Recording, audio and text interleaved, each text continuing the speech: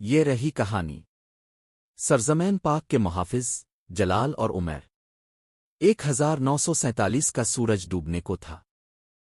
صغیر کے افق پر ایک نئی روشنی ابھر رہی تھی، پاکستان کا خواب جسے لاکھوں قربانیوں نے تعبیر دی تھی، مگر یہ آزادی آسانی سے نہیں ملی تھی۔ دشمن طاقتیں ہر طرف سے حملہ آور تھیں۔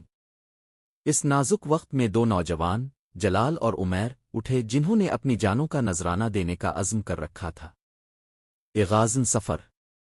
جلال ایک بہادر سپاہی تھا جس کی آنکھوں میں عزم اور دل میں ایمان کی حرارت تھی۔ عمیر ایک زیرک اور چالاک کمانڈر تھا جسے جنگی حکمت عملی میں کمال حاصل تھا۔ دونوں بچپن کے دوست تھے جنہوں نے عہد کیا تھا کہ پاکستان کے لیے اپنی جانیں بھی قربان کر دیں گے۔ جنگ کی خبر پورے علاقے میں پھیل گئی۔ دشمن افواج سرحد پار کر چکی تھیں۔ لاہور، سیالکوٹ اور قصور کے محاذوں پر شدید لڑائیاں ہو رہی تھیں۔ جلال اور عمیر نے اپنے گاؤں کے جوانوں کو اکٹھا کیا اور ایک رضاکار دستہ تیار کیا۔ ہر دل میں ایک ہی نعرہ تھا: پاکستان زندہ باد۔ دان جنگ۔ رات کا وقت تھا۔ اندھیرے میں دشمن کی توپوں کی گرج سنائی دے رہی تھی۔ عمیر نے اپنے ساتھیوں کو ترتیب دیا۔ اس نے کہا، یاد رکھو، ہم صرف زمین کے لیے نہیں لڑ رہے، ہم اپنے ایمان، اپنی تہذیب، اپنے وطن کے لیے لڑ رہے ہیں۔ جلال نے بندوق اپنے کندھے پر جمائی اور ایک بلند آواز میں دعا مانگی، اللہ ہمیں کامیابی عطا فرما۔ لڑائی شروع ہوئی۔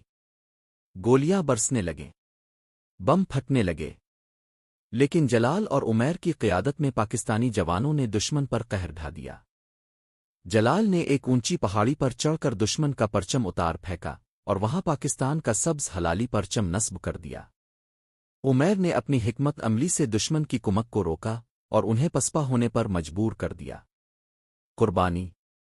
جلال شدید زخمی ہو گیا تھا۔ عمیر نے اپنے کندھوں پر اٹھا کر اسے محفوظ مقام تک پہنچایا۔ جلال نے کمزور آواز میں کہا، عمیر اگر میں نہ بچا تو وعدہ کرو کہ پاکستان کا جھنڈا کبھی جھکنے نہ دینا۔ عمیر کی آنکھوں میں آنسو تھے لیکن اس نے مضبوط لہجے میں جواب دیا، قسم خدا کی جلال، جب تک میری سانس باقی ہے یہ جھنڈا سر بلند رہے گا۔ فتح کا دن۔ صبح ہوئی۔ دشمن پسپا ہو چکا تھا۔ پاکستان کے بہادر سپوتوں نے اپنی جانوں سے وطن کا دفاع کیا تھا۔ جلال اپنے زخموں کی تاب نہ لا سکا لیکن اس کی شہادت ایک عظیم مثال بن گئی۔ فتح کے بعد عمیر نے گاؤں کے چوک پر ایک بڑی تقریب منعقد کروائی۔ سبز حلالی پرچم کو بلند مقام پر نصب کیا گیا۔ عمیر نے جلال کے اہل خانہ کے ساتھ کھڑے ہو کر سب کو مخاطب کیا، یہ پرچم جلال جیسے شہیدوں کے خون کی امانت ہے، ہم اسے کبھی سرنگوں نہیں ہونے دیں گے۔ فضائی پاکستان زندہ باد کے نعروں سے گونج اٹھی۔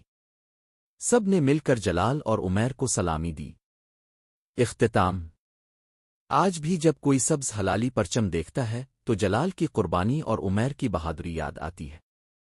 ان کی داستان نسل در نسل سنائی جاتی ہے کہ کیسے دو نوجوانوں نے اپنے خون سے پاکستان کی تاریخ میں سنہری باب لکھا، اور وہ پرچم جو ایک پہاڑی پر جلال نے نصب کیا تھا آج بھی پوری آب و تاب سے لہرا رہا ہے، یہ کہتا ہوا، میرا رنگ ہے سبز، میری شان ہے ہلال، میں پاکستان ہوں، میں لازوال ہوں۔